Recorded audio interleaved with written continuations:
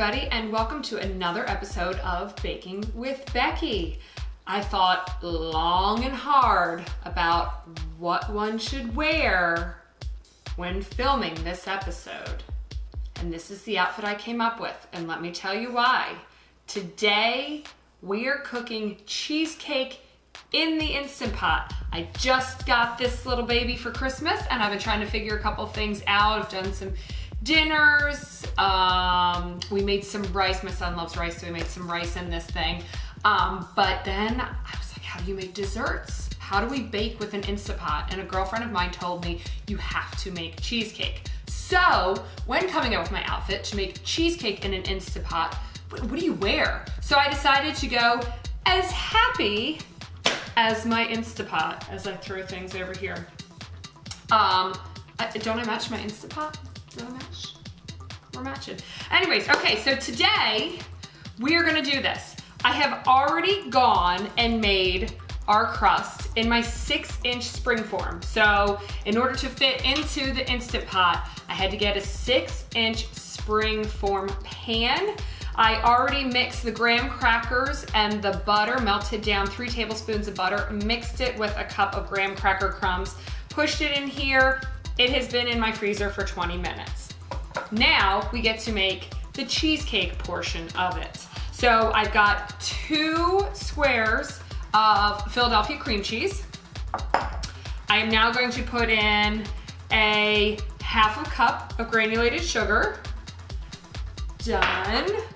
Then I've got 1/4 cup of packed brown, light brown sugar. All right. Then we've got the sour cream. Again, this is a 1/4 cup of sour cream. I'm gonna get all that in there.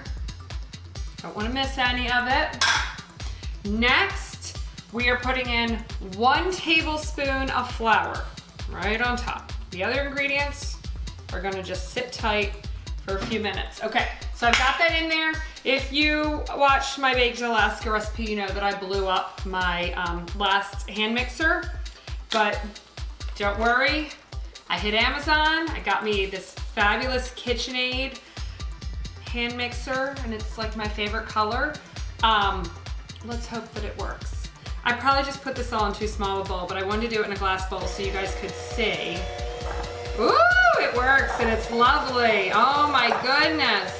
I left my cream cheese on the counter for probably about 20 minutes just to get to room temperature. It had been in my fridge.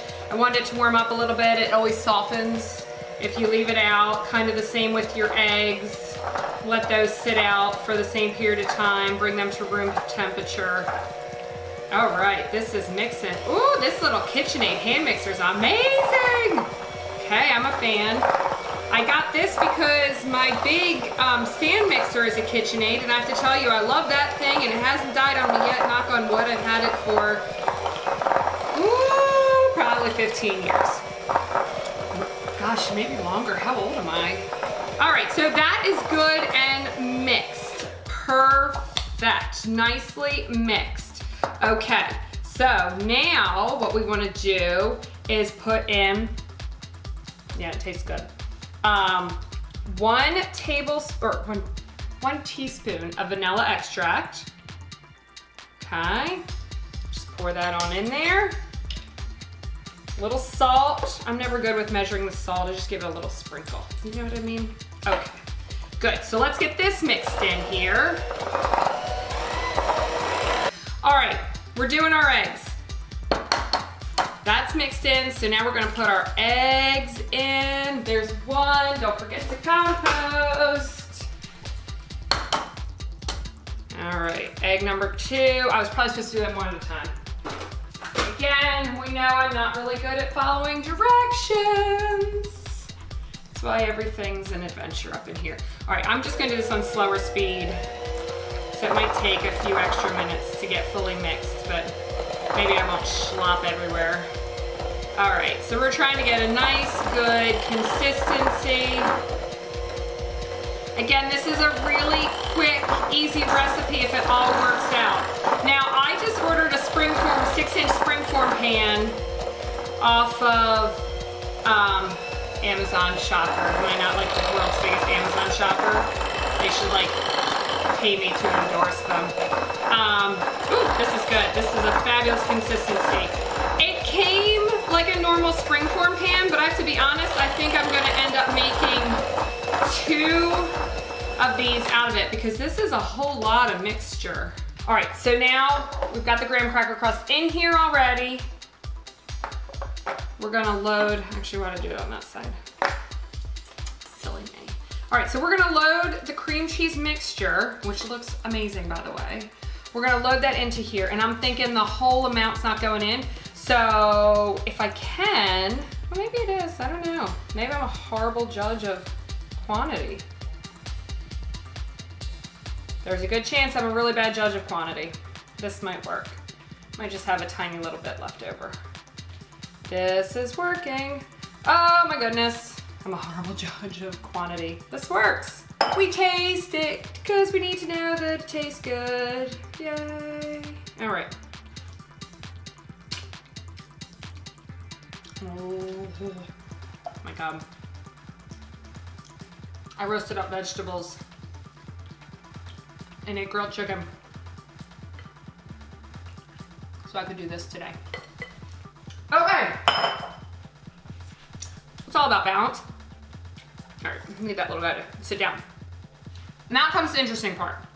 Now the recipe states to put aluminum foil, almost like a little handle up around this. I don't have to do that because my Instant Pot comes with this really clever metal tray thing that sits right in here that I will then put my cheesecake on top of, so when I'm done, I can pull the whole thing out.